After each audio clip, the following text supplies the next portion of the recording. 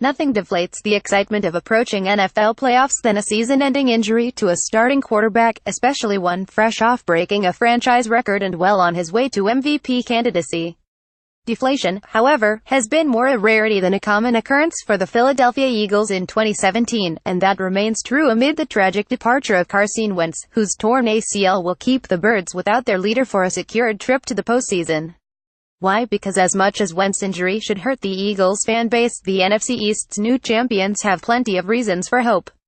The value of a franchise quarterback cannot be overstated, but neither can, in 2017, the things that still have Philadelphia in prime position to capture the conference's resiliency. Doug Peterson was adamant in his announcement of Wentz's injury that the Eagles are not down on themselves.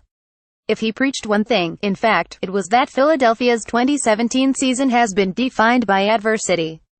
Citing the skepticism that arose when the team previously lost left tackle Jason Peters and running back Darren Sproles to season-ending injuries, Peterson reminded a heartbroken city that you can't lose faith because there's still a lot to play for, all while tasking himself with rallying the troops for a playoff run. Carson Wentz's absence will hurt, but the Eagles have been defined by resiliency in 2017. USATSI He's absolutely right, on a couple of levels. To deny that the Eagles still have plenty to play for is to overlook the weekly unpredictability of the NFC, not to mention the path to the conference's #1 seed, a path that, even without Wentz, hasn't been clearer for the Birds since 2004, when they went all the way to the Super Bowl.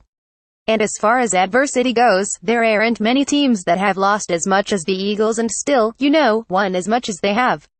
Peters, Sproles, middle linebacker Jordan Hicks, special teams captain Chris Maragos and kicker Caleb Sturgis have all been maimed by injuries, and yet the next man up mentality has come to life all over the depth chart. None of that means, of course, that replacing a starting quarterback, let alone one with Wentz's poisoned big play ability, is as simple as talking about or even believing that Foles can be the latest to fill the shoes of a fallen leader. But if there's one thing the Eagles have proven through the peaks and valleys of their NFC East ascension, it's that they aren't easily deterred. Outside of a sheepish start in Seattle in Week 14, they've been imposing their will on teams in a plethora of different ways on the ground, through the defense and without many of the pieces they figured to have at their disposal before the season. The ground game. Speaking of the rushing attack, it figures to be a focal point of the Eagles' offense now that Wentz is sidelined for the rest of the year. That's not to say the aerial attack should be completely phased out. Peterson loves to throw the ball, and the receiving corps has steadily improved, featuring reliability in Zach Ertz and Alshon Jeffrey, big play threats in Nelson Agholor and surprise production in Trey Burton. But Foles was at his best as a starter when, years ago, Chip Kelly had Philadelphia operating on a run-first scheme that enabled the QB to get the ball out quickly. And with the current stable of backs, Foles might have an even better supporting cast than when he made the Pro Bowl in 2013. Jay Ajayi is hitting his stride with the Eagles and should be an offensive centerpiece moving forward. USATSI In a roundabout way, the Eagles front office actually prepared the team not only for the cold slog of winter playoffs but for these very circumstances, adding a bruising back to an already bruising backfield when Jay Ajayi arrived via trade in October. The ex-Miami Dolphins star found his groove despite a still limited role on Sunday against the Rams, and a workload moving forward could be downright dangerous for opposing defenses. Undrafted rookie Corey Clement has been a two-town machine on third downs, too, and then there's LeGarrette Blount, whose touches should probably be redirected to Ajayi but who at least gives Foles a big-bodied short-yardage option come post-season time. Foles is obviously no threat like Wentz on the ground, but it's not like losing number 11 completely erases the fact that the Eagles have run the ball better than all but maybe the Jacksonville Jaguars this season.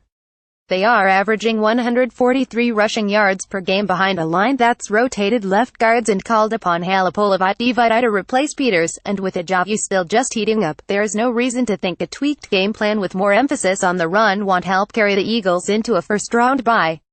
Takeaway 7 After getting gashed by Todd Gurley and the Rams on Sunday, the Eagles have surrendered the fourth fewest total yards this season without Hicks and, for more than half of the year, without cornerback Ronald Darby.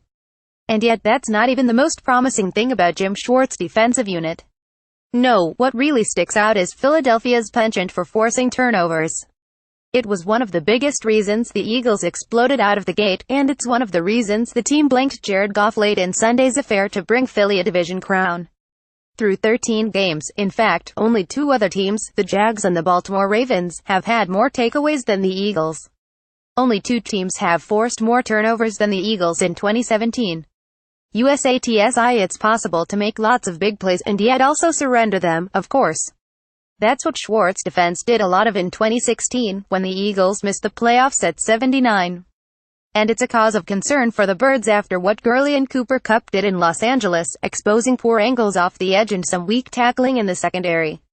But just as the Eagles have been defined by resiliency in 2017, their defense has been defined by forcing crucial changes of possession, and whenever you can enter Week 15 of the season having forced 8 fumbles, intercepted 16 passes and generated a handful of 2 counts on those same turnovers, you can also have some hope for the postseason. Schwartz had better get his unit tightened up on fundamentals, namely tackling, if he wants the unit to help carry Foles moving forward. But there's enough talent and enough energy in his group to get after teams that, unlike the Rams, don't boast the NFL's highest-scoring offense. We saw what can happen when the Eagles actually get pressure in the pocket. See Los Angeles' final 3 drives on Sunday, and if they come anywhere close to carrying their turnover differential into the playoffs, they're bound to be playing deep into January. Nick Foles' experience. The one thing lost in all the talk about how the rest of the Eagles are going to respond to Wentz's absence is that Foles, the man literally tasked with replacing him, is experienced. Game reps don't mean much if they don't inspire confidence, obviously, and Foles showed us during his stint with the Rams that his 2013 All-Star showing with Kelly wasn't nearly as indicative of Hall of Fame talent as it initially seemed. And yet it's hard to look around the NFL and find a more stable backup quarterback situation than in Philadelphia, where a season-ending injury to someone like Wentz would normally cast doubt on any and all remaining games.